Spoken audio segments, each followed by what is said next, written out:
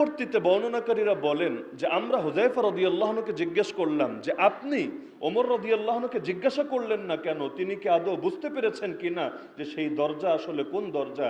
তিনি বললেন আমার জিজ্ঞাসা করা লাগবে না, যেমনি ভাবে আমি জানি যে দিনের পরে রাত আসবে, একইভাবে ওমরও বুঝতে পেরেছিলেন যে এই দরজা অন্য কেউ না, এই দরজা হলেন তিনি নিজে।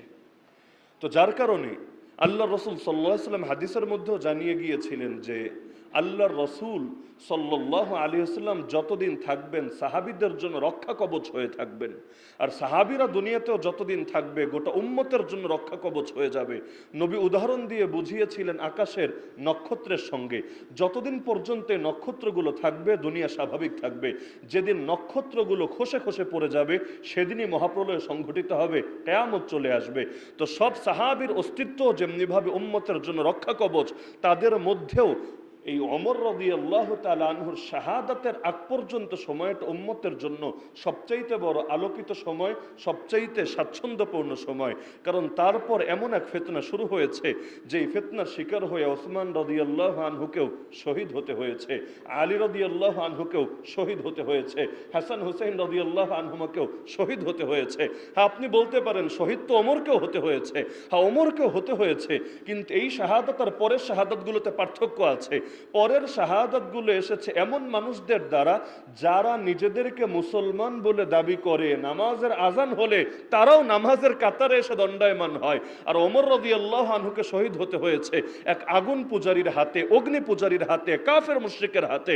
যার কারণে তিনি যখন পরবর্তীতে জিজ্ঞাসা করেছিলেন তার জ্ঞান ফিরে পাওয়ার পর, প্রথমে তো বেহুশ হয়ে পড়ে গিয়েছিলেন, পরবর্তীতে জ্ঞান ফেরার পর জিজ্ঞাসা করেছিলেন আমার উপর আঘাতটা কে এনেছে? তাকে বলা হলো অমুক আগুন পূজারী যার নাম আবু লুলুআ ফাইরুজ, সে আপনার উপর অ্যাটাক দিয়েছে। তিনি তখন বললেন আলহামদুলিল্লাহ, প্রশংসা আল্লাহর, কারণ আমার উপর এমন কোনো ব্যক্তি আঘাত করে নাই যে আল্লাহকে জীবনে একটা সেজদা দিয়েছে, তার মানে কিয়ামতের দিন তার সেজদা আমার বিরুদ্ধে দাঁড়াবে এই ভয় নাই। ও তো এমনিও কাফের অমনিও কাফের, এটার জন্য আমি আল্লাহর কাছে আলাদা শুকরিয়া আদায় করি।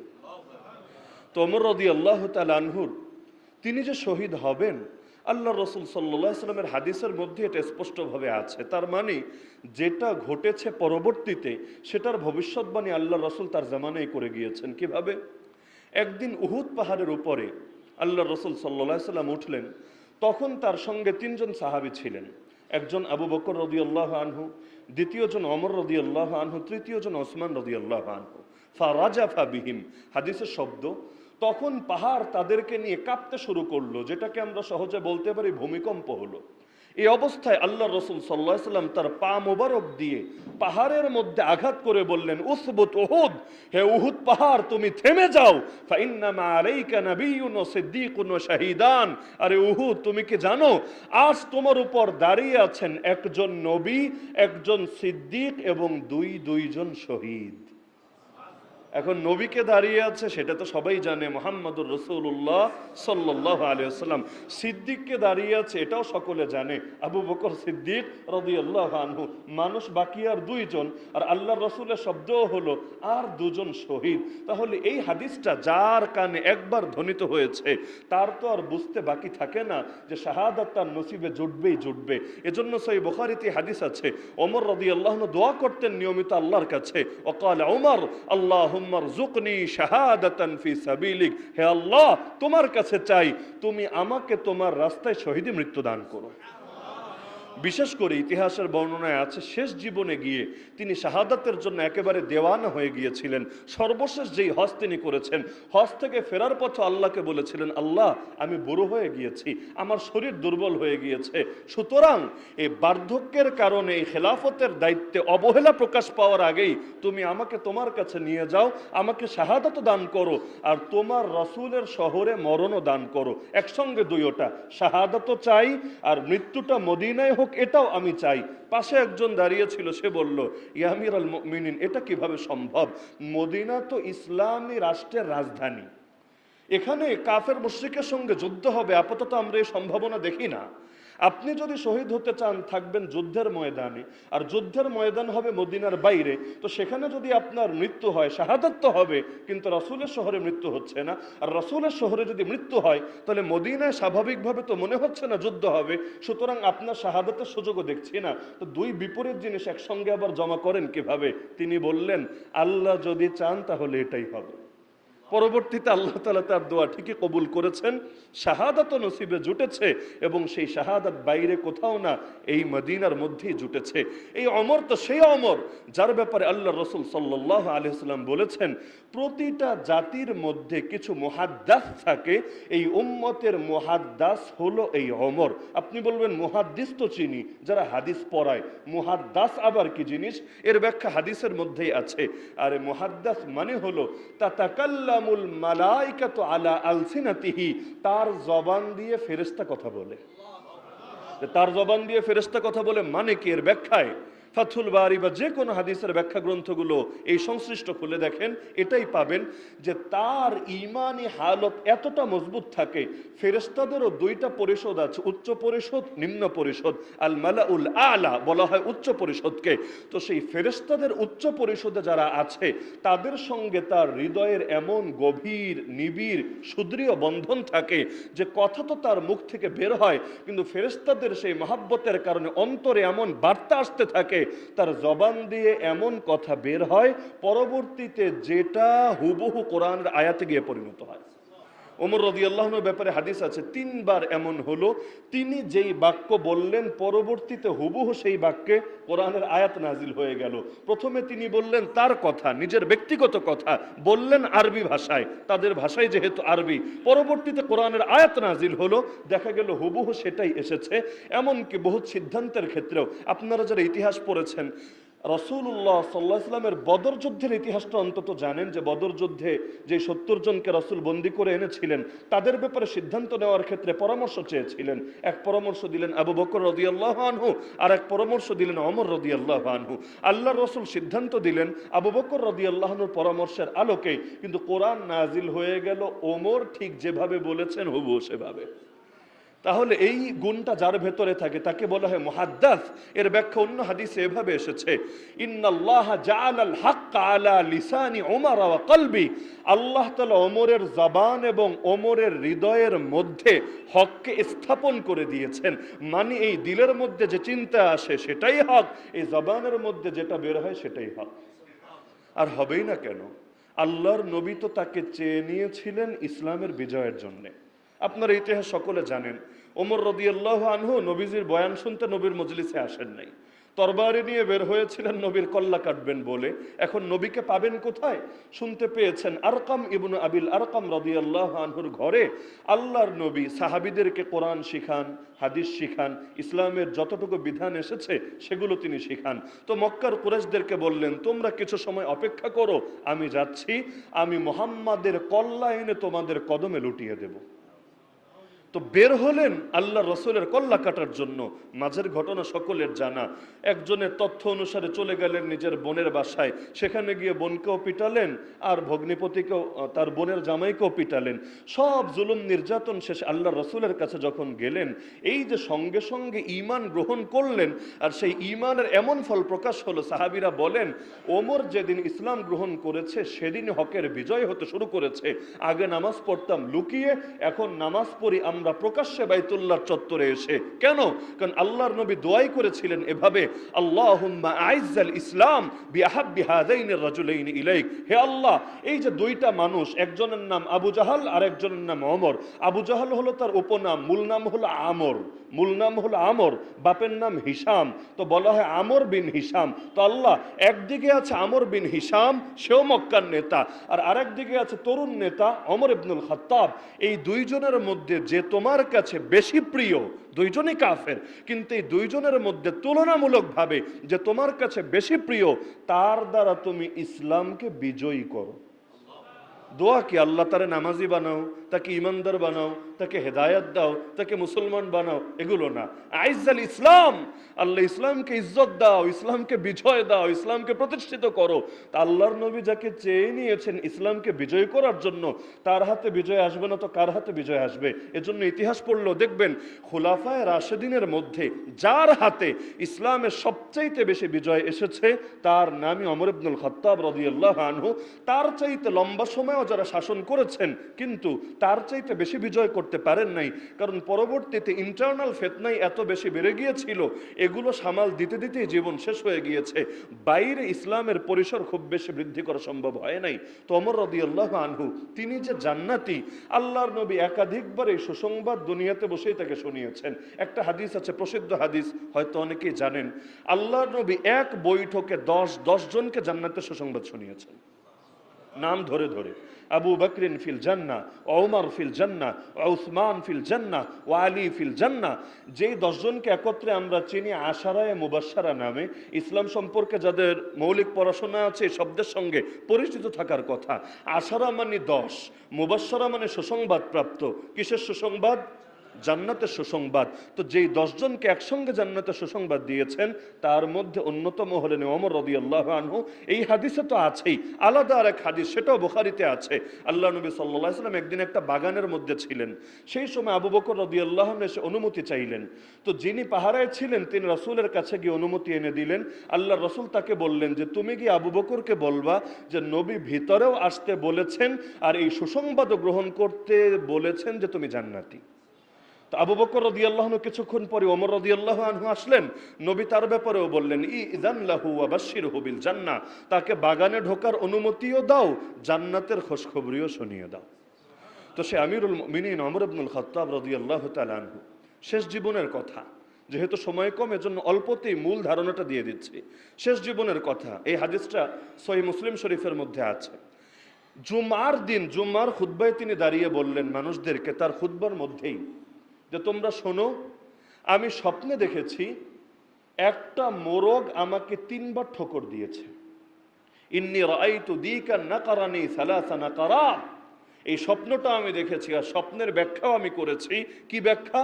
ওয়ামা আরাহু ইল্লা হুজুরা আজালি। এই স্বপ্নের ব্যাখ্যা হলো আমার মৃত্যু আমার একেবারেই নিকটে চলে এসেছে। তাহলে স্বপ্নে কি দেখলেন? যে একটা মোরগ তাকে ঠোকর দিয়েছে। কয়বার? 3 বার। পরবর্তীতে বাস্তবে ঘটনা এভাবেই ঘটেছে। তো একটু পরেই সেটা আমরা বিস্তারিত তুলে ধরবো ইনশাআল্লাহ। তো তিনি একদিকে সুসংবাদ, একদিকে তার দিক থেকে সুসংবাদ, কারণ তিনি সারা জীবন যে শাহাদাতের দোয়া করে আসছেন, যে শাহাদাতের তামান্না করে আসছেন, স্বপ্নেও তিনি সেটা দেখেছেন। ইতিহাসে এমনও আছে যে আরও একাধিক সাহাবীও কাছাকাছি ধরনের স্বপ্ন দেখেছেন যেখান থেকে এই বার্তা বের হয়। আর কাব আহবার রাদিয়াল্লাহু রাহিমাহুল্লাহ তিনি এসে তাকে বললেন যে শুনুন, আমার কাছে মনে হচ্ছে যে আপনি বেশি দিন বাঁচবেন না, আপনার মাত্র 2-3 দিন হায়াত আছে, এর মধ্যেই হয়তো আপনার কাছে মৃত্যু চলে আসবে। মানে চারদিক থেকে মোটামুটি মৃত্যু যে তার অনেক নিকটে এর বিভিন্ন আলামত তার সামনে চলে এসেছে।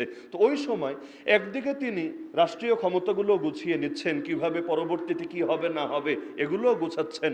আর ওমর রাদিয়াল্লাহু তাআলা আনহু যখন তিনি মুমূর্ষু অবস্থায়ও ছিলেন, এক যুবক এসে তাকে অনেক সুসংবাদ শোনাচ্ছিল, আরে আপনি তো সেই যিনি আল্লাহর নবীর সঙ্গে জিহাদ করেছেন, আল্লাহর নবী আপনার জন্য বিশেষ দোয়া করেছেন, জান্নাতের সুসংবাদ শুনিয়েছেন, আপনি 10 বছর শাসন করেছেন, মুসলমানদের মধ্যে ইনসাফ প্রতিষ্ঠা করেছেন। ওমর বলেন তোমার সব কথা ঠিক আছে, তবে আমি এটা হলেই খুশি যে আমার এই সব কিছু কাটাকাটি হবে, লা লি ওয়ালা আলাইয়া, আমার পক্ষেও যাতে না যায় বিপক্ষেও যাতে না যায়, আমি এটা টেনশনে আমার কোনো একটা কাজের জন্য না জানি জাহান্নামে যাওয়া লাগে। তো যদি খালি কাটাকাটি হয় হাসরের ময়দানে যে আল্লাহ আমাকে মাফ করে দিয়েছে, আমার জাহান্নামের খাতা থেকে আমার নামটা মুছে দিয়েছে, এতেই চলবে। আলাদা করে যদি বড় প্রতিদান না দেয়, শুধু আমাকে মুক্তি দিয়ে দেয়, এতেই আমি মহাখুশি। একদিকে জান্নাতের সুসংবাদ আর একদিকে কত বড় ভয়। হুযায়ফা রাদিয়াল্লাহু আনহুকে গিয়ে একদিন জিজ্ঞাসা করেছিলেন, হুযায়ফা, আল্লাহর নবী তো তোমার কাছে মুনাফিকদের তালিকা দিয়ে গিয়েছেন, তো আল্লাহর নবীর রহস্যকে আমি প্রকাশ করতে চাই না, সবার নামও আমি তোমাকে জিজ্ঞাসা করব না, তুমি শুধু আমাকে এতটুকু বলো, আমি ওমরের নাম সেই মুনাফিকের লিস্টে নাই তো?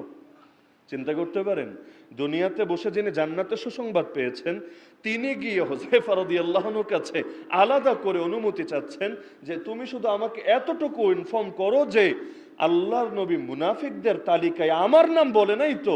হুযায়ফা বললেন, না আমিরুল মুমিনিন, আপনি কি বলেন, আপনার নাম নবী বলেন নাই। এটা শুনেই তিনি বড় খুশি হলেন।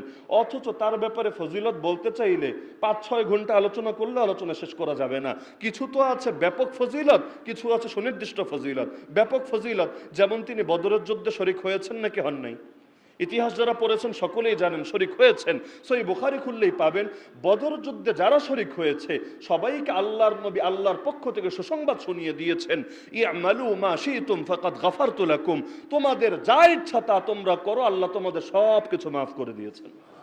মানে আল্লাহ তাদের উপর এত খুশি যে তাদেরকে স্বাধীনতা দিয়ে দিয়েছেন। আর স্বাধীনতার পরও তারা যে গোমরা হবেন না, তারা যে অন্যায় কিছু করবেন না, এটা আল্লাহ তাআলা আগ থেকেই জেনে আছেন। তো একদিকে এমন সুসংবাদ, হুদায়বিয়ার প্রান্তরেও আল্লাহ নবী যে বায়াত নিয়েছিলেন 1400 সাহাবীর থেকে, জিহাদ এবং শাহাদাতের বায়াত, ওসমানের রক্তের বদলা নেওয়ার জন্য, সেই 1400 জনের মধ্যে কিন্তু আমিরুল মুমিনিন ওমর রাদিয়াল্লাহু আনহু ছিলেন। আর কোরআনেও আছে, একাধিক সহিহ হাদিসেও আছে, হুদায়বিয়ার প্রান্তরে নবীর হাতে হাত রেখে যারা বায়াতবদ্ধ হয়েছে তাদের কেউ কখনো জাহান্নামে যাবে না। লা ইয়াদখুলুন নার আহাদুন মিম্মান বায়া তাহতা শাজারা। তাহলে এত এত ফজিলত, আমার ব্যাপারে ফজিলত কি, আপনার ব্যাপারে ফজিলত কি, কোরআন হাদিস আমার আপনার নাম আছে নাকি? তাও তো টেনশন হয় না যে আমি মুনাফিক হয়ে গেলাম কিনা, আমার নাম জান্নাতি লিস্টে অন্তর্ভুক্ত আছে কিনা, জিন্দেগিতেও টেনশন হয় না। অথচ আমিরুল মুমিনিন ওমর ইবনুল খাত্তাব নবী যার ব্যাপারে বলেন, লাউ কানা বাদি নাবিয়্যুন লাকানা ওমর, আমার পরে যদি কেউ নবী হতো সেই নবী হতো এই ওমর। শুধু তাই না, তাকে বাতিলও পর্যন্ত এতটা ভয় পেত। নবী বলেন, হে ওমর, তুমি যখন এক রাস্তা দিয়ে চলো আমি দেখেছি শয়তান আর সেই রাস্তা দিয়ে চলতে পারে না, তুমি চলতে শুরু করলে বেচারা শয়তান ওই রাস্তা ছেড়ে অন্য রাস্তা ধরে।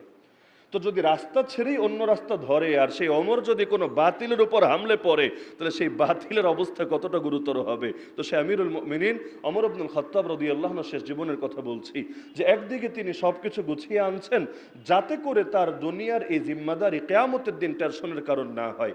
একটা হাদিস শোনাই, আমরা যারা কল্পনা করি মনে মনে যে আমি যদি এই ক্ষমতা পেতাম, এই নেতৃত্ব পেতাম, এই কর্তৃত্ব পেতাম, এই লাইনে অফিসার হতাম, ওই লাইনে কর্মকর্তা হতাম, কতই না ভালো হতো।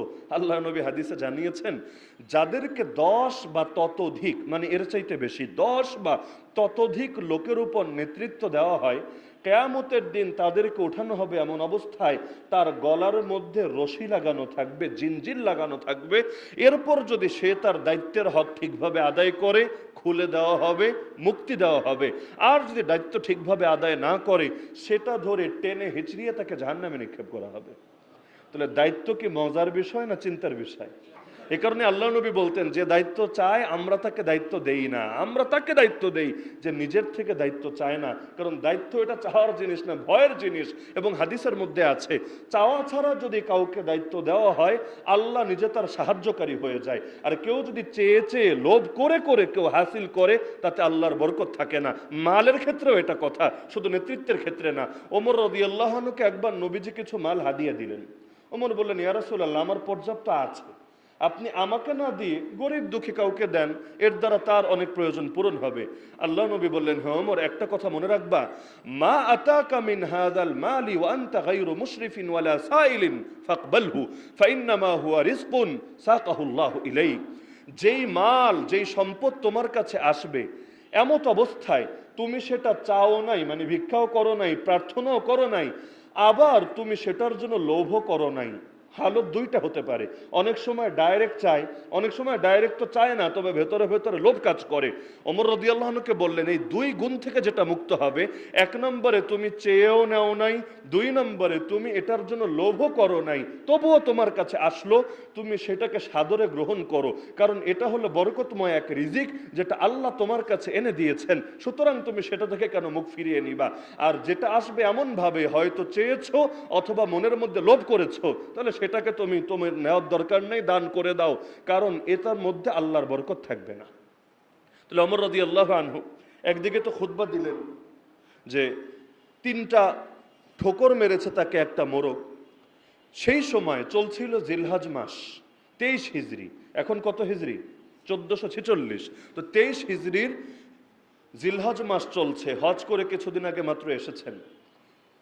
সারাটা জীবন তো তিনি অনেক ব্যাপারে অত্যন্ত সেন্সিটিভ ছিলেন, বড় সতর্ক ছিলেন, বড় দূরদর্শী ছিলেন। তাকে বলা হয় আলামুন নাসি বির রিজাল। মানুষের ব্যাপারে সবচাইতে তিনি গভীরভাবে ধারণা রাখতেন, মানে লোক চেনার ব্যাপারে তার সাধারণত ভুল হতো না। এবং আকীদা রক্ষায়ও তিনি এতটা সচেতনতা অবলম্বন করতেন। আপনারা যারা হজে গিয়েছেন জানার কথা, তওয়াফের মধ্যে হাজরে আসওয়াদকে চুমু খেতে হয় না? যদি ভিড়ের কারণে চুমু খেতে নাও পারে, দূর থেকে ইশারা করে হলেও চুমুর বিকল্প হিসাবে একটা দেখানোর চেষ্টা করে, যেটাকে ইস্তিসলাম বলা হয়। ওমর রাদিয়াল্লাহু আনহু তওয়াফ চলাকালে একদিকে হাজরে আসওয়াদকে চুমু তো খাচ্ছেন, আর একদিকে চিৎকার করে বলছেন, ওয়াল্লাহি, আল্লাহর কসম করে আমি ওমর বলছি, ইন্নী লাআলামু আন্নাকা হাজার, আমি ওমর খুব ভালো করে জানি তুমি জাস্ট একটা পাথর, ভিন্ন কিছু না, জাস্ট একটা পাথর।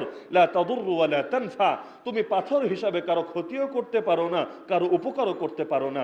ওয়ালাউলা আন্নী রাআইতু রাসূলুল্লাহি সাল্লাল্লাহু আলাইহি ওয়াসাল্লাম ইউকাব্বিলুকা মা কাব্বালতুকা, আমি যদি আল্লাহর রাসূলকে না দেখতাম তোমার গায়ে চুমু খাচ্ছে, আমি ওমর জীবনেও তোমার গায়ে চুমু খেতাম না। তার মানে চুমু খাচ্ছেন সুন্নত হিসাবে, পাশাপাশি মুসলমানদের আকীদা ঠিক রাখার জন্য চিৎকার করে ঘোষণাও দিয়ে দিচ্ছেন যে পাথরকে এজন্য চুমু খাচ্ছে না, পাথরের হাতে হায়াত, পাথরের হাতে মৌত, পাথরের হাতে বিপদ, পাথরের হাতে মুক্তি, পাথরের হাতে কিছুই না, তাও কেন চুমু খাচ্ছি? রাসূল খেয়েছেন তাই খাচ্ছি, ভিন্ন কোনো কারণ না। এমনকি আল্লাহর নবী সাল্লাল্লাহু আলাইহি সাল্লাম হুদায়বিয়ার প্রান্তরে যে গাছের নিচে 1400 সাহাবীর থেকে বায়াত নিয়েছিলেন, তিনি লোক পাঠিয়ে সেই গাছটাও কেটে ফেলেছেন। এমনভাবে গাছটাকে সেখান থেকে সরিয়েছেন, পরবর্তীতে মানুষ গিয়ে বুঝতেই পারছিল না আসলে সেই গাছ কোন গাছ। কেন?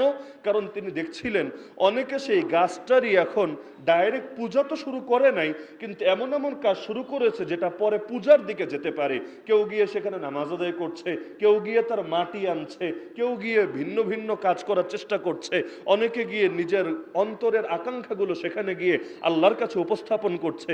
যেমনটা বাংলাদেশেও হয় কয়দিন পরে পরে, কোন জায়গায় কোন গাছ কথা বলে, কোন জায়গায় কোন গাছ কি করে, আর পুরো বাঙালি জাতি হুমড়ি খেয়ে পড়ে। মনের মানুষকে কাছে পেতে হবে, ব্যবসায় উন্নতি করতে হবে, অমুক চাকরি পেতে হবে, স্কলারশিপ পেতে হবে, ভিসা পেতে হবে, ব্যাস এখন গিয়ে ডাইরেক্ট পূজা গিয়ে শুরু করে। তো ওমর রাদিয়াল্লাহু আনহু এতটা দূরদর্শী ছিলেন, গাছ কেটে ফেলেছেন যে এবার তোরা যা, কোন জায়গা থেকে তোরা কি করবি কর। কেন?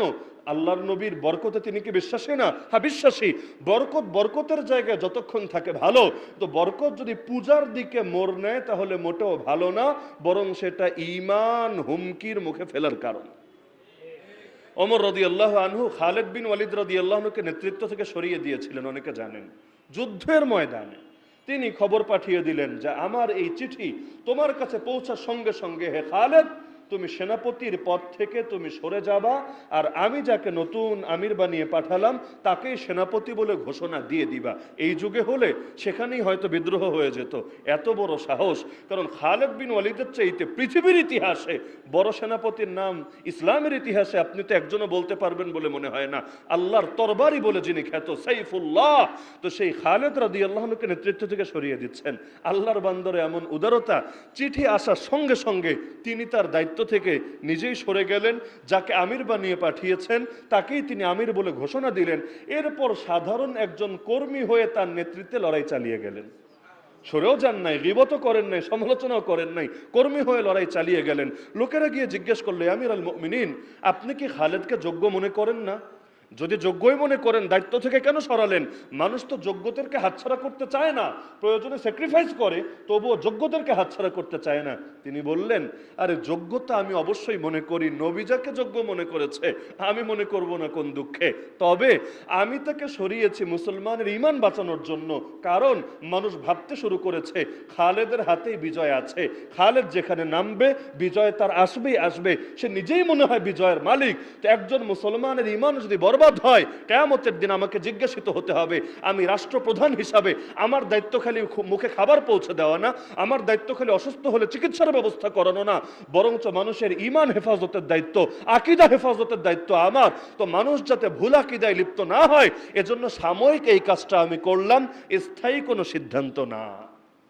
আজকাল তো দুনিয়ায় যাদের হাতে আল্লাহ তাআলা নেতৃত্ব এবং কর্তৃত্ব দেন, এই লাইনে মনে হয় সবচাইতে বেশি গাফিল। যে মানুষের ঈমান আকীদার কি হবে না হবে, যার কারণে তাদের কাছে শিরিকের ব্যাপারেও সেন্সিটিভিটি থাকে না, বেদাতের ব্যাপারেও তাদের কাছে চিন্তার কোনো বিষয় থাকে না। এমনকি যদি বারবার বোঝানো হয় যে এই কাদিয়ানি, এই হিজবুত তাওহীদ, এই মাজার পূজারি, এই এরা হলো উম্মার ঈমানের জন্য হুমকি, আলাদা কোনো সিরিয়াসনেসই কাজ করে না যে এগুলো মোল্লা মুন্সিদের দায়িত্ব, হুজুরদের দায়িত্ব, বাস তারা মাইক দিয়ে বলবে এতেই খতম। অথচ কিয়ামতের দিন আল্লাহ সবাইকে সাধ্য অনুপাতে কিন্তু প্রশ্নটা করবে। যার ক্ষমতা ছিল তাকে ক্ষমতা নিয়ে প্রশ্ন করবে, যার জবান ছিল তাকে জবান নিয়ে প্রশ্ন করবে, যার কিছু ছিল না তাকে তার দিল নিয়ে জিজ্ঞাসা করবে, অন্তরে ঘৃণা করেছিলি কিনা, অন্তর দিয়ে তার বিরুদ্ধে পরিকল্পনা করেছিলি কিনা। আর হাদিসে আছে এটাই ঈমানের দুর্বল স্তর, মানে এই 3 স্তরের বাইরে ঈমানের কোনো স্তর নাই। তো ওমর রাদিয়াল্লাহু আনহু সারাটা জীবন তো উম্মার জন্য বহুত কিছু করে গেলেন, তো শেষ জীবনে এসে যেই সময়ের এই ঘটনা তিনি খুতবাও দিলেন, এরপর একদিন তিনি রাস্তা দিয়ে হাঁটছেন, হঠাৎ করে আবু লুলুয়া ফাইরুজ নামে এক অগ্নিপূজক বুঝেন তো, যারা আগুনের পূজা করে, বাংলায় জরাথুস্র বলে, এক আগুন পূজারী হঠাৎ করে তাকে এসে বলল, ইয়া আমিরুল মুমিনিন, আমার উপরে আমার মনিব মাত্রাতিরিক্ত কর আরোপ করে রেখেছে। এর আগের ঘটনাটার সাথে এটার একটা সম্পর্ক আছে। ওমর রাদিয়াল্লাহু আনহু সিদ্ধান্ত দিয়েছিলেন যে মক্কা, মদিনা এবং গোটা আরব উপদ্বীপে কোনো ইহুদি, কোনো মুশরিক থাকতে পারবে না। আল্লাহ নবী জানিয়ে গিয়েছিলেন যে আখরিজুল ইয়াহুদ ওয়াল মুশরিকিন মিন জাজিরাতিল আরব, তোমরা ইহুদি এবং মুশরিকদেরকে আরব উপদ্বীপ থেকে বের করে দিবা, এখানে যাতে তারা থাকতে না পারে। তো আল্লাহর রাসূল যেটা জানিয়ে গিয়েছিলেন, ওমর তার জামানে এসে এই সিদ্ধান্ত কার্যকর করলেন। খায়বার থেকে ইহুদিদেরকে উচ্ছেদ করলেন, আরও যেখানে যেখানে আরব উপদ্বীপের মধ্যে ইহুদি মুশরিকরা ছিল তাদেরকে বের করে দিলেন। সূরা তাওবার মধ্যে আল্লাহ নির্দেশ দিয়ে রেখেছেন। পাশাপাশি শাম এবং মিসর, শাম মানে সিরিয়া অনেকে অনুবাদ করে, ভুল অনুবাদ। তৎকালীন শামের মানচিত্র যদি সামনে রাখেন তাহলে সিরিয়াও আসবে, ফিলিস্তিনও আসবে, জর্ডানও আসবে। মানে বর্তমানের বিবেচনায় 3 দেশ, কিন্তু তৎকালীন বিবেচনায় এক শব্দে সেটাকে বলা হয় শাম। তো অনেকেই বাংলা অনুবাদ করতে গেলে শামের অনুবাদ লেখে সিরিয়া, এটা ভুল। কারণ শামের মধ্যে এই ফিলিস্তিনও আছে এবং এই শামকে কেন্দ্র করে কেয়ামত পূর্বই অনেকগুলো হাদিসের কথা উঠে এসেছে। কেয়ামতের আগে গোটা দুনিয়ার মানুষও গিয়ে একত্রিত হবে এই শামে। তো এখন সেই শাম থেকে, মিশর থেকে বাইজেন্টাইনদেরকেও তিনি উচ্ছেদ করেছেন এবং তার সিদ্ধান্ত ছিল এই রাজধানী মানে মদিনার মধ্যে কোনো অমুসলিমকে আনা যাবে না, দাস হিসাবেও না। এখন তো আর গোলামবাদীর যুগ নাই যে গোলামবাদী হিসাবে ওই মদিনা ইসলামী রাষ্ট্রের দারুল খিলাফা রাজধানী, এই রাজধানীর মধ্যে নিরাপত্তার খাতিরে কোনো অমুসলিমকে রাখা যাবে না, এটাই ছিল তার সিদ্ধান্ত এবং তিনি এই সিদ্ধান্তে অনড় ছিলেন। তবে এক এক সময় এক একজন এসে তাকে বিভিন্ন গুরুত্ব বোঝাতে শুরু করেছে। দেখেন, আমাদের তো কাজ দরকার, কাকে দিয়ে কাজ করাবো? গোলামবাদীরে দিয়ে তো মানুষ কাজ করায়। তো এখন গোলাম তো বেশিরভাগই হলো অমুসলিম, কারণ গোলাম মৌলিকভাবে যুদ্ধবন্দীরা। ইসলামের নির্দেশনা হলো যুদ্ধবন্দীদের ব্যাপারে 4টা ফয়সালা করা যায়। এর মধ্যে একটা হলো তাদেরকে দাস হিসাবে রেখে দাও, কারণ জেলখানার জীবন হলো চিড়িয়াখানার মতো, মানবেতর জীবন না, এটা অনেকটা জন্তু জানবের জীবনের মতো, তাদেরকে তোমাদের সঙ্গে মিলিয়ে রাখবা। হ্যাঁ, দাস শুনলে পশ্চিমা কনসেপ্ট যদি আপনার মাথায় আসে তাহলে ঘৃণা জাগবে, ছি দাস কত না জানি খারাপ জিনিস। কিন্তু আমি আল্লাহর নামে কসম করে বলতে পারবো, এই যুগে চাকরিজীবীরা যে অধিকার পায় না, ওই যুগে ইসলামের শাসনের যুগে দাসরা এর চাইতে বহুগুণ বেশি অধিকার পেত। এর চাইতে বেশি অধিকার কি চান? আল্লাহ নবী দাসকে দাস বলেও ডাকতে নিষেধ করেছেন। আল্লাহ নবী দাস জায়েদকে বলে ডাকতে নিয়ে, জায়েদ আনতা আখুনা ওয়া মাওলানা, হে জায়েদ তুমি আমাদের ভাই, আমাদের বন্ধু। এমনকি আল্লাহ নবী বলেছেন তুমি খাবা আতইমুহুম মিম্মা তাতামুন, নিজে যেই খাবার খাবা দাস দাসীকে একই খাবার খাওয়াবা। ওয়া আলবিসুহুম মিম্মা তালবাসুন, নিজে যেই মানের যেই কাপড় পরবা দাস দাসীকে ওই মানের ওই কাপড় পরাবা। আরে আপনার অফিসের স্যার যেই কাপড় পরে আপনাকে কি ওই কাপড় পরায়? তিনি যেই মানের খাবার খায় আপনার ওই মানের খাবার খাওয়ায়? এটা তো সম্ভব না, কল্পনাও করা যায় না। কিন্তু দাস দাসীর ক্ষেত্রে আল্লাহ নবী সহিহ হাদিসের মধ্যে এই আদেশ দিয়েছেন। তো দাস নিয়ে বলতে চাইলে অন্তত 1 ঘন্টা দরকার যে ইসলামে দাসের যে মর্যাদা দিয়েছে, এটা এই যুগে অনেক স্বাধীন লোক সেই মর্যাদা পাওয়া দূরের কথা, কল্পনা পর্যন্ত করা যায় না। আর জেল জীবনের চাইতে সেই দাস জীবন যে উত্তম ছিল এটা বলারই অপেক্ষা রাখে না। তবে এই দাস আর পশ্চিমা দাসকে মিলিয়ে ফেললে আবার একসঙ্গে, তাহলে আবার জিনিসটা বোঝা যাবে না। তো অনেকে সে বলতে চাইলো, আমিরুল মুমিনিন আমাদের রাষ্ট্রীয় অনেক কাজও তো লাগে, আপনি একটা কাজ করেন, কিছু অমুসলিম দাস রাখার অনুমতি দেন। তিনি প্রথমে সিদ্ধান্ত অনড় ছিলেন, কিন্তু পিরাপিরি বলতে একটা ব্যাপার থাকে, এক হলো স্বেচ্ছায় অনুমতি দেওয়া, আর এক হলো এমনভাবে মেন্টালি প্রেশার ক্রিয়েট করে যে সেখানে ওই ইমোশনাল ব্ল্যাকমেইল টাইপের, মানে এখানে দিল তো চায় না কিন্তু না দিয়েও পারা যায় না, এমনভাবে এটা আদায় করে। তো মুগীরা বিন শুবা রাদিয়াল্লাহু আনহু একজন সাহাবী ছিলেন। তিনি তাকে বলেছিলেন যে একটা দাস আছে আবু লুলুয়া ফায়রুজ, সে অনেক যোগ্য, তাকে দিয়ে অনেক কাজ করা যাবে। কি কি কাজ? যে সে একা মানুষ 3 কাজ একসাথে করে, মানে একাই 3 কাজ সামলাতে পারে। একদিকে সে হলো কাঠমিস্ত্রির কাজ করতে পারে, আর একদিকে লৌহকারের কাজও করতে পারে, আর একদিকে নকশাকারের কাজও করতে পারে। তাহলে 3 কাজ এক লোক, বিরল গুণ না? সবার মধ্যে তো এই গুণ থাকে না। একা সে লৌহকর্মও সামলাবে, কাঠমিস্ত্রির কাজও সামলাবে, নকশাও সে করবে। তো তাকে আনার অনুমতি দেন, তাহলে রাষ্ট্রেরও অনেক ফায়দা হবে। তো দিল তো চাচ্ছিল না, পিড়াপিড়ির কারণে অনুমতি দিলেন। তো সেই আবু লুলুয়াই একদিন বলল, হে ওমর, আমার উপর কর বেশি হচ্ছে, একটু ছাড়ের ব্যবস্থা করে দেন না। তিনি বললেন, কত কর তোমার উপর? সে বলল, প্রতিদিন 2 দিরহাম, কোন কোন বর্ণনায় আছে প্রতিদিন 4 দিরহাম। তো তিনি তার পেশাগুলো শোনার পরে বললেন, আরে তোমার যে যোগ্যতার, যেই ধরনের কাজ করো, ওটার সঙ্গে তুলনা করলে 2 দিরহাম 4 দিরহাম এটা কোনো করের ক্যাটাগরিতেই পড়ে না, এমনিই কম আছে। আমি আবার কিসের কমের জন্য সুপারিশ করব? মনে করেন বাংলাদেশের মধ্যে বড় বড় শিল্পপতি যারা, তার কর আর আমার মতো সাধারণ এক হুজুরের করকে সমান হবে? কোশ্চিনকালেও না। যার ইনকাম যেমন, তার উপর যে কর আরোপ করা হবে সেটাও হবে তেমন। তো জিজিয়া এটা ব্যক্তির অবস্থা দেখে আরোপ করা হয়। তো তিনি বললেন, না, আমি এটা কমার জন্য সুপারিশ করতে পারবো না, আমার কাছে এটা যৌক্তিক মনে হয় না। সুপারিশ করলে তো সে মানবে, কিন্তু এটা আমার কাছে সুপারিশ করাকে যৌক্তিক মনে হচ্ছে না। এতে সে এতটা ক্ষিপ্ত হলো, সে ওমর যাওয়ার পরে মানুষদেরকে বলতে শুরু করলো, শুনেছি ওমর নাকি বড় ইনসাফকারী, বড় ন্যায় বিচারক, তবে ওমরের ন্যায় বিচার আমি ছাড়া দুনিয়ার সবার জন্য প্রযোজ্য। যে ওমরের ন্যায় বিচারের বাইরে একটা কুত্তাও না, যিনি একটা কুকুরকে পর্যন্ত এভাবে দেখেন যে যদি একটা কুকুরও না খেয়ে মারা যায় ফুরাত নদীর তীরে আমার শাসন আমলে না খেয়ে, তাহলে এটার জন্য আমাকে জবাব দিতে হবে। আর আবু লুলুয়া ফায়রুজ সে বলছে, ওমরের ইনসাফ আমি ছাড়া বাকি সবাই পেয়েছে, খালি আমার জন্য তার ইনসাফ নাই। সেখানেই সে সিদ্ধান্ত নিল, এই ওমরকে আর জানিয়ে বাঁচতে দেব না।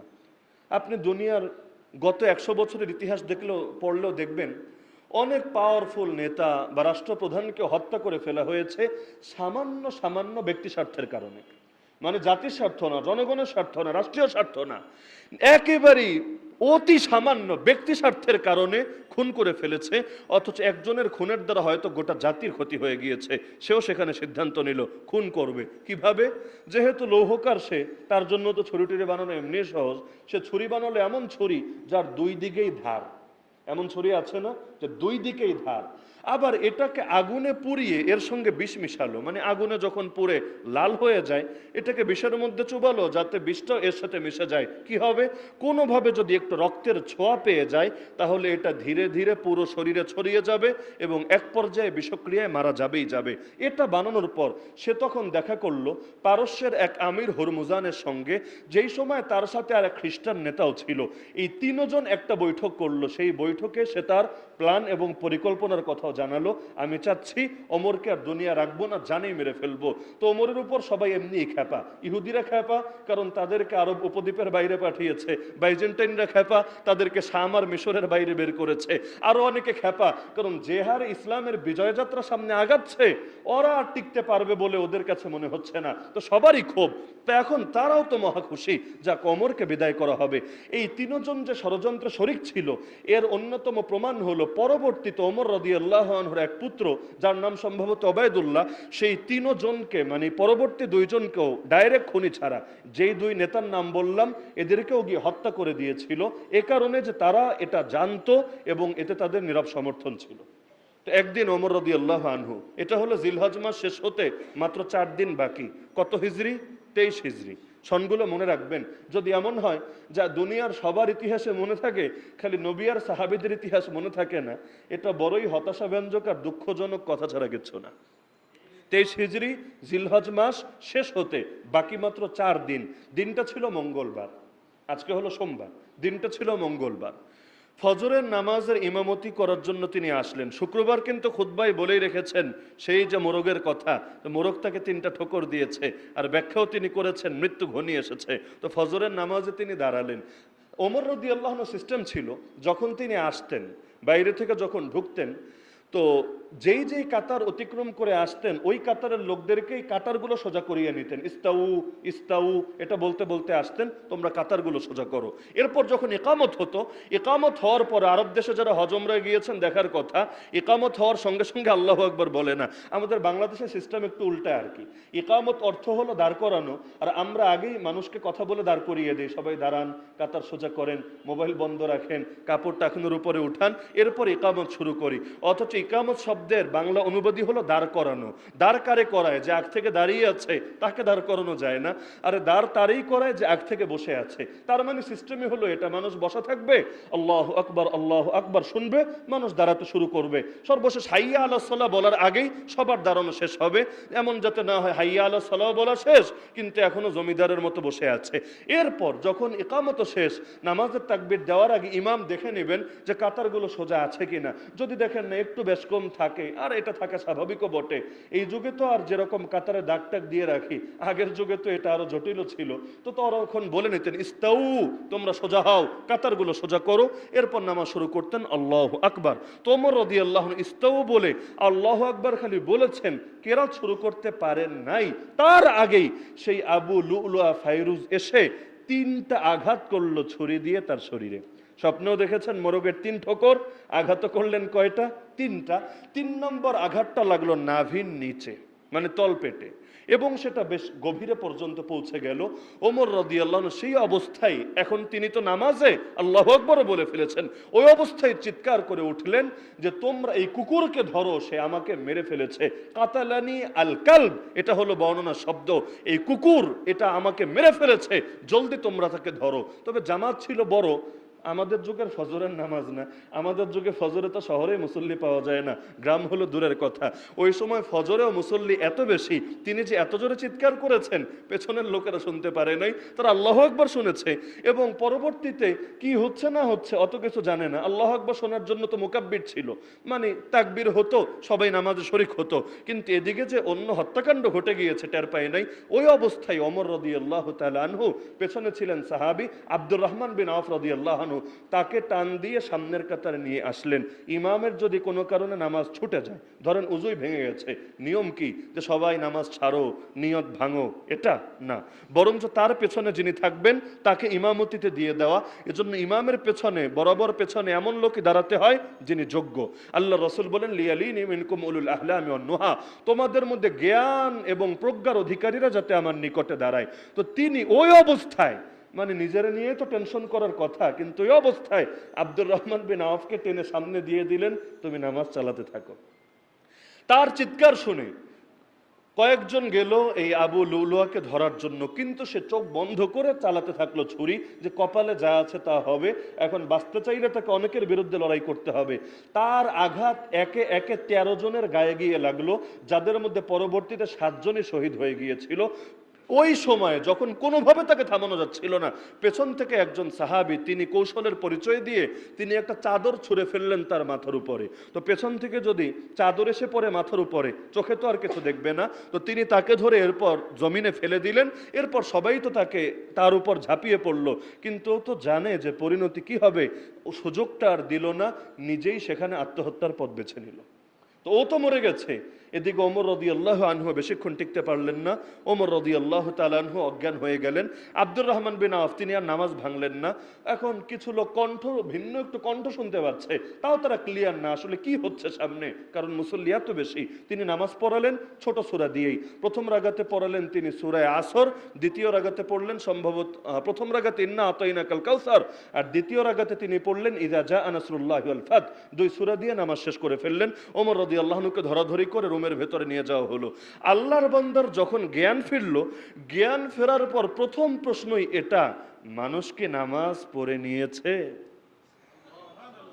সবাই বলল হ্যাঁ ইয়া আমিরুল মুমিনিন, লোকেরা নামাজ আদায় করে নিয়েছে। তিনি বললেন লা ইসলামা লিমান তারাকা সালাহ, যে নামাজ ছেড়ে দেয় ওর কোনো ইসলামই নাই, ওর কোনো ধর্মই নাই। তখন তিনি বললেন, জলদি আমার উজুর ব্যবস্থা করো, আমি নামাজ আদায় করব। তখন তাকে উজুর ব্যবস্থা করা হলো। ওই অবস্থায় তিনি, সেই আহত অবস্থায় তিনি নামাজ আদায় করলেন। প্রথম রাগাত পড়লেন ওয়াল আসরি ইন্নাল ইনসানা লাফি খুসর, এই সূরা দিয়ে।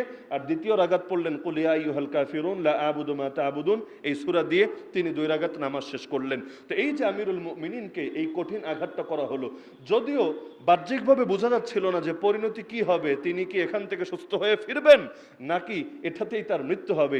কিন্তু পরবর্তীতে যখন চিকিৎসককে ডাকা হলো, আর চিকিৎসকও মোটামুটি নিশ্চিত হলেন যে তার শরীরের মধ্যে বিষক্রিয়া ছড়িয়ে যাচ্ছে, বললেন, ইয়া আমিরুল মুমিনিন, আপনি আপনার ওসিয়ত যা আছে করে নেন। ওই অবস্থায় অনেকে এসে বোঝাচ্ছে যে আপনি আমাদেরকে অসহায় রেখে যায়েন না। আবু বকর রাদিয়াল্লাহু আনহু ওয়াফাতের আগে আপনাকে আমির ঘোষণা করে দিয়ে গিয়েছে, আপনিও একজন যোগ্যকে আমির হিসেবে ঘোষণা করে দেন না। অনেকে ফসলাত ছিল, আপনার ছেলেই তো যোগ্য আছে, আব্দুল্লাহ বিন ওমর, তাকে আমির হিসেবে ঘোষণা করে দেন। ওমর রাদিয়াল্লাহু আনহু বললেন, আরে দুনিয়ায় যেই কয়দিন ছিলাম এমনি টেনশনে বাঁচি না তোমাদের জিম্মাদারি নিয়ে যে কাল কিয়ামতের দিন কি হবে না হবে, আর মরার পরে দায়িত্ব আমি কাঁধে রাখতে পারবো না যে আমি একজনকে দায়িত্ব দিয়ে যাব, পরে সে কি করবে না করবে, ভালো হবে না মন্দ হবে, আর কিয়ামতের ময়দান এটার জন্য আমার পাকড়াও শিকার হতে হবে, এগুলো আমি পারবো না। হ্যাঁ, আমি 6 জনকে দায়িত্ব দিয়ে যাচ্ছি, তারা পরামর্শ করে নিজেদের মধ্য থেকে বা যে কোনো ভাবে পরবর্তী আমির নির্ধারণ করে যাবে। এরপর তিনি 6 জনকে নির্ধারণ করলেন, শূরা পরিষদ বানিয়ে গেলেন, যারা পরবর্তীতে ওসমান রাদিয়াল্লাহু আনহুকে আমির হিসাবে নির্বাচিত করেছিলেন। তো এই পুরো কেচ্ছা শেষে জিলহজ মাসও শেষ, আল্লাহর বান্দার দুনিয়ার চ্যাপ্টারও শেষ। এই মুহররমের 1ম তারিখে তাকে আল্লাহ রাসূলের পাশে শোয়ানো হলো। এই শোয়ানোর ঘটনাটাও বড় হৃদয় বিদারক। তিনি তার পুত্র আব্দুল্লাহ বিন ওমরকে বললেন, হ্যাঁ আব্দুল্লাহ, তুমি একটু যাও উম্মুল মুমিনিন আয়েশা রাদিয়াল্লাহু আনহার কাছে, তাকে গিয়ে সালাম দিবা। অনুমতি দিলে তারপর কথা বলবা, অনুমতি না দিলে তুমি চলে আসবা। যদি তোমাকে অনুমতি দেয় তুমি বলবা যে ওমর তো আপনাকে সালাম জানিয়েছেন, খবরদার আমিরুল মুমিনিন বলবা না, কারণ আমি আর এখন আমির নাই, আরে আমার আমিরগিরি শেষ। তো এই কারণে আমিরুল মুমিনিন শব্দ বলবা না, ওমর শব্দ বলবা, যাতে তিনিও এটাকে চাপ মনে না করেন। আমার সালাম পৌঁছাবা আর বলবা যে ওমর একটু অনুমতি চাচ্ছে আপনার কাছে, যদি তাকে আল্লাহ রাসূলের পাশে শোয়ার ব্যবস্থা করে দিতেন। কারণ এক পাশে তো আবু বকর রাদিয়াল্লাহু আনহু শোয়া আছেন, আর আল্লাহ নবীকে কোথায় শোয়ানো হয়েছে সবাই জানেন, আয়েশা রাদিয়াল্লাহু আনহার ঘরেই, সেটাই তার কবর হয়ে গিয়েছিল। তো এক পাশে তো শোয়া আছেন আবু বকর রাদিয়াল্লাহু আনহু, তো আমার পক্ষ থেকে সালাম জানাবা, খবরদার আমিরুল মুমিনিন বলবা না। এরপর তিনি যদি অনুমতি দেন তোমাকে কথা বলার, তাহলে তুমি সেই ক্ষেত্রে বলবা যে ওমর রাসূলের পাশে, দুনিয়াতেও তো সারা জীবন পাশে পাশেই ছিল, এখন মাটির ক্ষেত্রেও একটু পাশে থাকার অনুমতি চাচ্ছে। তো যখন আব্দুল্লাহ বিন ওমর গেলেন, সালাম দিলেন, আয়েশা রাদিয়াল্লাহু আনহা শুনলেন, শুনে তিনিও কেঁদে ফেললেন। তিনি বললেন, আরে এই জায়গাটা তো আমি নিজের জন্য নির্বাচন করে রেখেছিলাম, আমারও তো দিল চায় আল্লাহ রসুল সাল্লাল্লাহু আলাইহি ওয়াসাল্লামের সঙ্গে গোটা জীবন ভর ছিলাম, আল্লাহ নবী আমাকে সবচাইতে বেশি ভালোবাসতেন, তা আমার ওয়াফাতের পর আল্লাহ রসুলের পাশেই থাকবো। কিন্তু শোনো, আমি স্যাক্রিফাইস করলাম আল্লাহর জন্য, আমি ওমরকে আমার নিজের উপর প্রাধান্য দিলাম, গিয়ে আমার সালাম জানিও আর বলো যে ঠিক আছে, ওমরের মৃত্যুর পর তাকে আল্লাহ রসুলের পাশেই সমাহিত করা হবে ইনশাআল্লাহ। ওমর রাদিয়াল্লাহু আনহুকে সংবাদ দেওয়া হলো। সংবাদ শোনার পরে তিনি বললেন, শোনো আব্দুল্লাহ বিন ওমর, তোমাকে আমি ওসিয়ত করে যাচ্ছি, আমার মৃত্যুর পর আমার লাশটাকে নিয়ে, খাটিয়াটাকে নিয়ে আম্মাজানের ঘরের সামনে রেখে সালাম জানিয়ে আবার অনুমতি চাইবা যে এখন যদি আপনি অনুমতি দেন তাহলে আল্লাহ রসুলের পাশে সমাহিত করা হবে, না হলে মুসলমানদের সাধারণ কবরস্থানে দাফন করা হবে। এমন হতে পারে আমি এখন বেঁচে আছি, তাই তিনি দ্বিধার কারণে, সংকোচের কারণে, জড়তাবোধ, ইতস্ততাবোধের কারণে অনুমতি দিচ্ছেন, দিল হয়তো চাচ্ছে না, কিন্তু যখন আমার লাশ গিয়ে তার ঘরের সামনে হাজির হবে তখন তো আর কোনো অদৃশ্য চাপও থাকবে না, দ্বিধা সংকোচ থাকার কথা না। তখনও যদি স্বতঃস্ফূর্তভাবে অনুমতি দেন তবেই নবীর পাশে শোয়ার ব্যবস্থা করে দিও, না হলে লাগবে না, আমাকে মুসলমানদের সাধারণ কবরস্থানে নিয়ে গিয়ে দাফন করে দিও। তা আয়েশা রাদিয়াল্লাহু আনহার ঘরের সামনে তার ওয়াফাতের পর জানাজা শেষে খাটিয়া নিয়ে যাওয়া হলো, আবার সালাম জানিয়ে বলা হলো যে আম্মা জান, ওমর রাদিয়াল্লাহু আনহু তো শেষ জীবনে কথা বলে গিয়েছিলেন, এখন আমরা কি করব? তিনি বললেন, না, আমি দিল থেকেই বলছি আল্লাহ রসুলের পাশে তাকে সমাহিত করে দিও। কারণ সাহাবীরা বলতেন যে রাসূল এই দুইজনকে এত ভালোবাসতেন যে আমরা এটা শুনতে শুনতে অভ্যস্ত হয়ে গিয়েছিলাম। নবীর বাক্যই ছিল এমন, দাখালতু আনা ওয়া আবু বকর ওয়া উমর, খারাজতু আনা ওয়া আবু বকর ওয়া উমর। মানে নবী কথা বলতে ভাবে বলতেন যে আমিও গিয়েছি, আবু বকরও ওমরও গিয়েছে, আমি প্রবেশ করেছি, আবু বকর ওমরও প্রবেশ করেছে। মানে নিজের কথার সাথে এত বেশি তাদের কথা বলতেন যে শুনতে শুনতে আমরা অভ্যস্ত হয়ে গিয়েছিলাম। এবং শেষ বিদায়ের পর তাই হলো, আল্লাহর নবী মাঝখানে, এক পাশে সিদ্দিক আকবর আবু বকর রাদিয়াল্লাহু আনহু আর এক পাশে ওমর ইবনুল খাত্তাব রাদিয়াল্লাহু আনহু। কতই সৌভাগ্যবান তারা যারা মদিনা শরীফে গিয়ে আল্লাহর রাসূল সাল্লাল্লাহু আলাইহি ওয়াসাল্লামকে সালাম জানিয়ে আসতে পারে, আর দুই পাশের দুই সঙ্গী আবু বকর আর ওমরের কবরটাও জিয়ারত করে আসতে পারে। শেষ কথা, বড়ই দুঃখজনক ব্যাপার, এতই যার ফজিলত, যার ব্যাপারে নবী স্পষ্টভাবে জানিয়ে যাচ্ছেন যে নবীর পরে কেউ নবী হলে সেই নবী হতো ওমর, সেই ওমরকে এখন দুনিয়াতে এমনকি বাংলাদেশে পর্যন্ত গালি দেওয়া হয়। আরে আহলে বাইতকে ভালোবাসা আল্লাহর কসম ইমানের অংশ। কেউ যদি আহলে বাইতকে ভালো না বাসে সে নিজেকে কিছুতে ইমানদার পরিচয় দিতে পারে না। তবে দুঃখজনক ব্যাপার হলো এই আহলে বাইতের ভালোবাসাকে একদল ঢাল বানায়, ব্যানার বানায়। যতটা না আহলে বাইতকে ভালোবাসে তার চাইতে এই ব্যানারকে কাজে লাগিয়ে আল্লাহর নবীর এই প্রিয় প্রিয় সাহাবীদেরকে গালিগালাজ করে। ইরানে গেলে যেমন দেয়ালে দেয়ালে দেখতে পাওয়া যায় আবু বকরের উপর লানত, ওমরের উপর লানত, ওসমানের উপর লানত, নাউযুবিল্লাহি মিন যালিক। এমনকি আপনারা দেখার কথা, কিছুদিন আগে এক লোক শিয়া হয়েছে, তো তাকে শিয়া বানানোর জন্য যে বাক্যগুলো দিয়ে তার বায়াত নেওয়া হচ্ছে, এর মধ্যেই এই গালিগুলোকে অন্তর্ভুক্ত করা হয়েছে যে আবু বকরের নামে গালি, ওমরের নামে গালি, ওসমানের নামে গালি, এমনকি আম্মা জান আয়েশা রাদিয়াল্লাহু আনহার নামে গালি। আরে এটা কোন মহব্বত যার ব্যাপারে আল্লাহ জানাচ্ছেন রাদিয়াল্লাহু আনহুম, আল্লাহ তাদের উপর খুশি। আরে যাদের জন্য জান্নাতের সুসংবাদ জানিয়ে গেলেন স্বয়ং মুহাম্মদুর রাসূলুল্লাহ সাল্লাল্লাহু আলাইহি ওয়াসাল্লাম, তাদেরকে যারা গালিগালাজ করে ওদের চাইতে বড় নিকৃষ্ট জমিনের বুকে কে হতে পারে? এরকম একটা গালিবাজ যদি দুনিয়াতে থাকে, গোটা উম্মতের জীবনের আর কি দাম থাকে? কারণ নবী এবং তার সাহাবীদের ইজ্জত যদি হেফাজত না করা যায়, আল্লাহর কসমে জীবনের কোনো মূল্য থাকে না। সুতরাং আমার আখেরি বার্তা এটা যে আল্লাহর নবীর সাহাবীদেরকে নিয়ে সমাজে দুই কারণে বেশি থেকে বেশি আলোচনা করা দরকার। এক নম্বর কারণ, যাতে তাদের আদর্শ আমাদের ভেতরে চলে আসে প্রতিটা ক্ষেত্রে, ইবাদত, বন্দেগী, জিকির, আজকার, রাজনীতি, অর্থনীতি, বিচার, শিক্ষা, দীক্ষা, প্রতিটা ক্ষেত্রে সাহাবায়ে কেরামের আদর্শ যাতে আমাদের ভেতর চলে আসে। কারণ আল্লাহর নবী যেই বাগান, যেই প্রজন্ম গড়ে দিয়েছেন তারাই তো এই সাহাবী, তো তাদের পথই তো রাসূলের পথ। এজন্যই তো আমাদের পরিচয় হলো আহলুস সুন্নতি ওয়াল জামাআহ। এই জামাত মানেই কিন্তু জামাত সাহাবা। তো সাহাবায়ে কেরাম আমাদের আদর্শ, আল্লাহর নবীর জিন্দেগি আমাদের জন্য আদর্শ। সুতরাং দুই কারণে আলোচনা বেশি হওয়া দরকার। এক নম্বর কারণ, যাতে তাদের আদর্শ আমাদের ভেতরে আসে।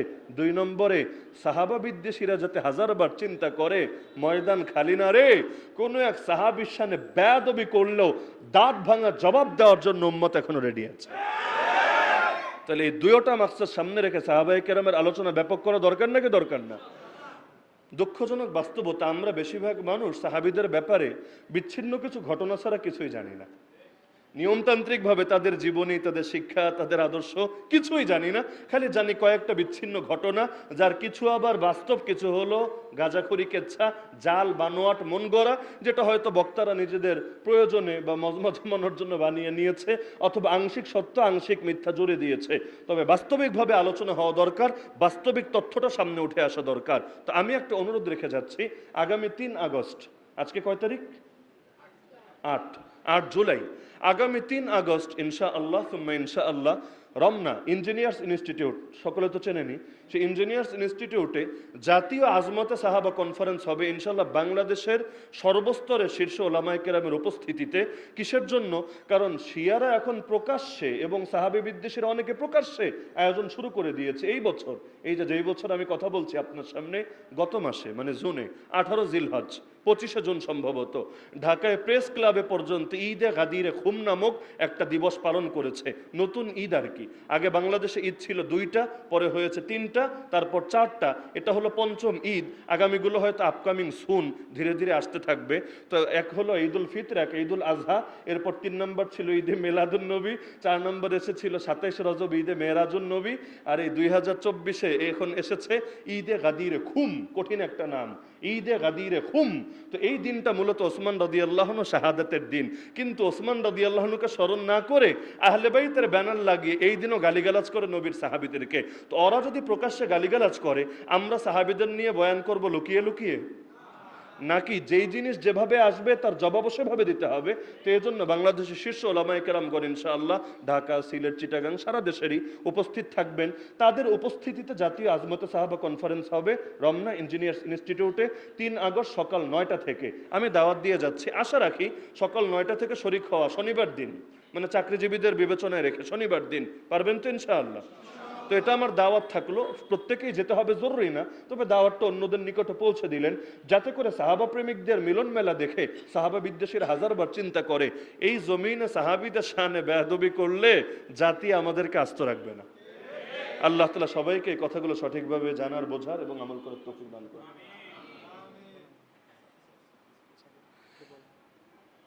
আচ্ছা, আমাদের আজকের মাহফিলের প্রধান মেহমান হযরত মাওলানা খুরশেদ আলম কাসেমি হাফিজাহুল্লাহ, তিনি বনানে চলে এসেছেন, মানে কয়েক মিনিটের মধ্যে এখানে চলে আসবেন।